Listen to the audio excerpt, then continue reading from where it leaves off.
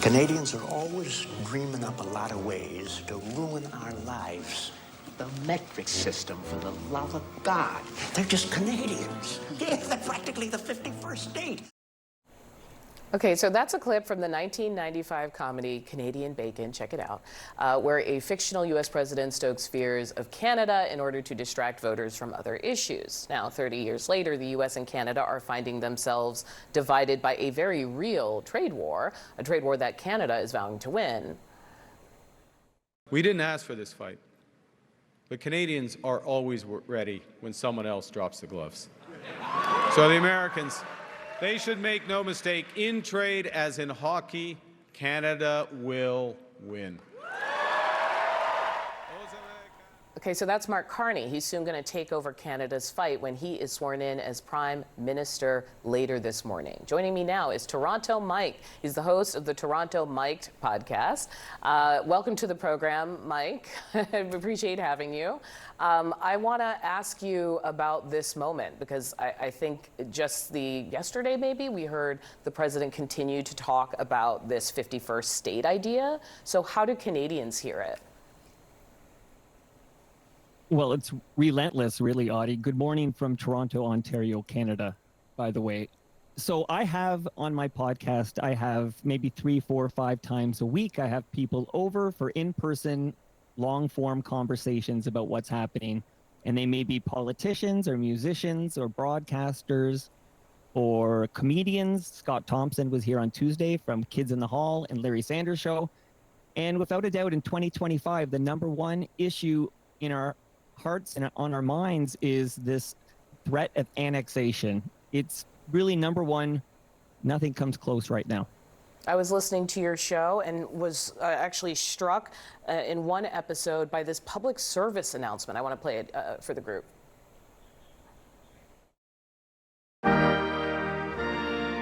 We're standing proud together for Canada. Let's protect Canadian jobs and Canadian business. Shop as if your country depends on it. Keep your money in Canada for Canada.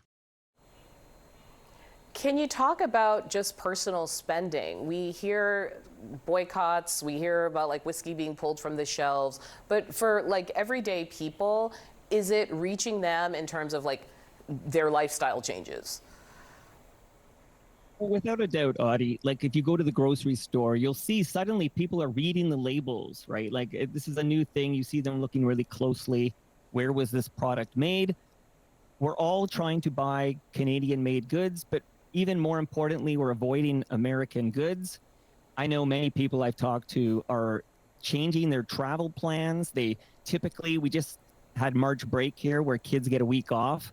That would be a time to go to Florida or somewhere warmer, but people are canceling those plans. They're going elsewhere, exploring Canada. At least in this, the most populous city in the country, we're absolutely changing where we direct our dollars right now. Can I ask you about the politics of some of this? Andrea Horwath, a Canadian politician, was saying that this actually is a moment to kind of step up for Canadians. Well, I can tell you, I could sense this unified pride across the country. Like Mike Myers said on Saturday Night Live, elbows up.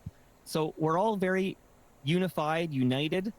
We're all willing to pitch in and do what it takes, and we take these threats very seriously.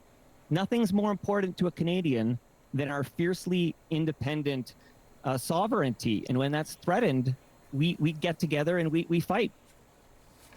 Before I let you go, I do want to ask one more thing, which is for a time, obviously, there are competing political factions in Canada.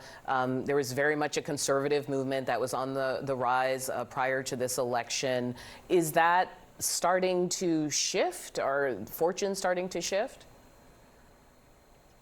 Maybe the greatest shift I've ever witnessed, because if we were talking 3 months ago, Audie, I would tell you it's a foregone conclusion that after 10 years, the Liberal Party will be replaced by the Conservative Party and Pierre Poilievre.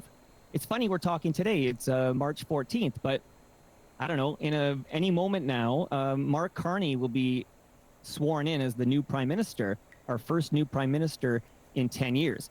And without a doubt, this threat from your president, the 51st state rhetoric, calling our prime minister governor, these insulting comments, without a doubt, there's been a shift from the Conservative Party, which seemed aligned with the MAGA movement and with your president. There's been a shift to the Liberal Party, and this foregone conclusion of a majority for the Conservative Party has switched. Now, it's a real fight, and we'll be going to the polls this spring. So there's a lot going on in this country, Adi.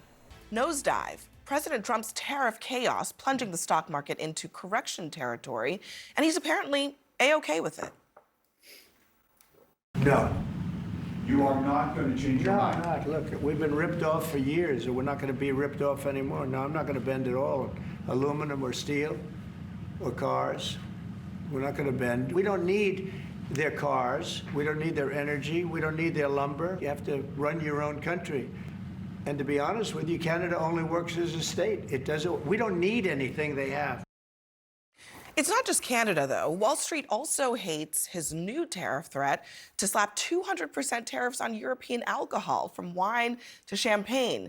But as much as Trump is shrugging off a tanking Dow, he used to consider that unforgivable for a president. Here are just some ironic highlights. Quote, "The stock market is plunging today. Welcome to Barack Obama's second term."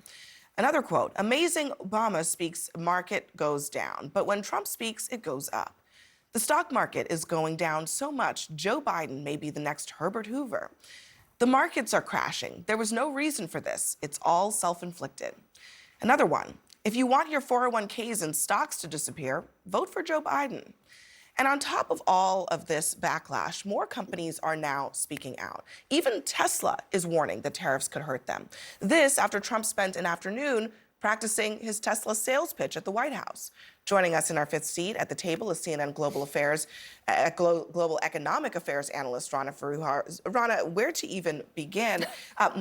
I'll put aside the 51st state thing for just 1 second. It is notable that in this unsigned letter, Tesla says reciprocal tariffs are going to hurt U.S. exporters like us. That if we are in a global market, we want to sell our cars elsewhere in the world, other countries are going to slap tariffs on us.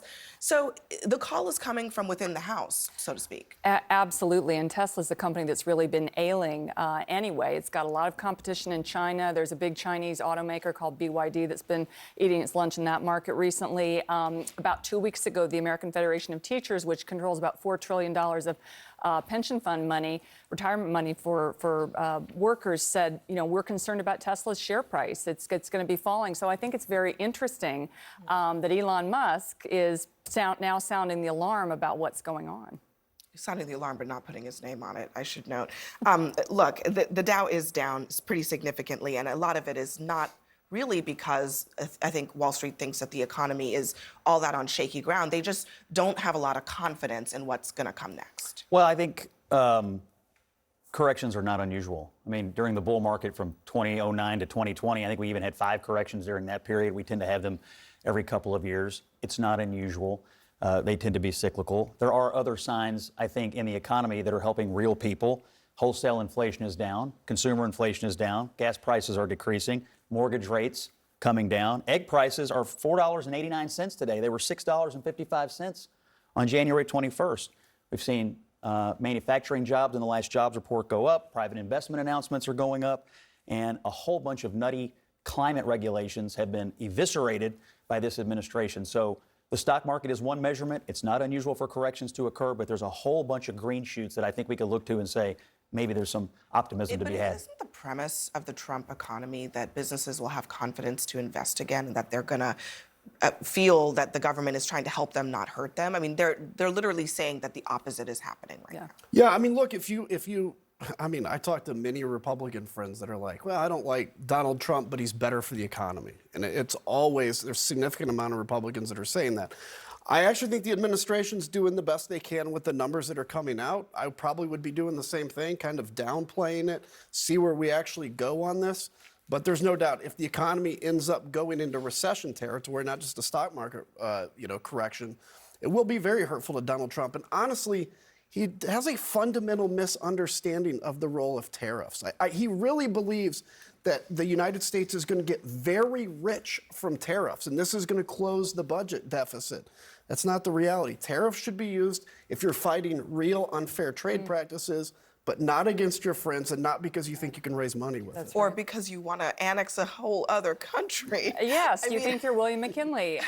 You know, not a good reason. I totally agree with that. You know, I have long thought that this was a great moment, could be still a great moment if Trump would get his act together and really articulate a coherent tariff strategy. Say, we're going to do X, Y, Z to China because it's been 20 years of mercantilist practices, and we do need critical industries in the U.S. We need resiliency. We need to build ships. We need to build ships.